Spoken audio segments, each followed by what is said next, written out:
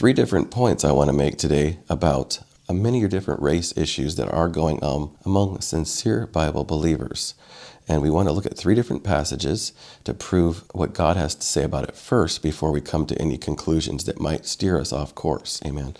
That's Genesis chapter 11, Acts chapter 2, and Revelation chapter 7. Amen. Start with Genesis 11. Verse 5, "And the Lord came down to see the city and the tower which the children of men builded. And the Lord said, Behold, the people is one, and they have all one language. And this they begin to do, and now nothing will be restrained from them which they have imagined to do.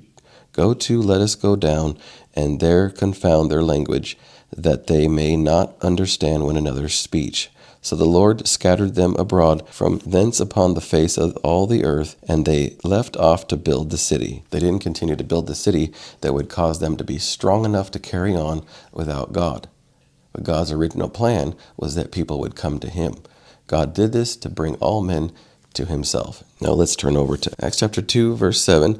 "And they were all amazed and marveled, saying one to another, Behold, are not all these which speak Galileans? And how hear we every man in our own language wherein we were born?" And then it names all the different nations that they came from.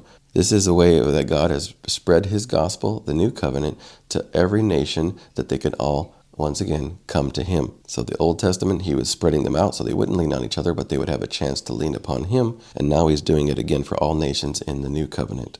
Now let's go over to chapter 7 of the book of Revelation for the third point. Let's pick up in verse 9. "And this I beheld, and lo, a great multitude which no man could number, of all nations and kindreds and people and tongues, stood before the throne and before the Lamb, clothed with white robes and palms in their hands, and cried with a loud voice, saying, Salvation to our God, which sitteth upon the throne, and unto the Lamb. And all the angels stood round about the throne, and about the elders and the four beasts, and fell before the throne on their faces, and worshipped God, saying, Amen, blessing and glory and wisdom and thanksgiving and honor and power and might be unto our God forever and ever.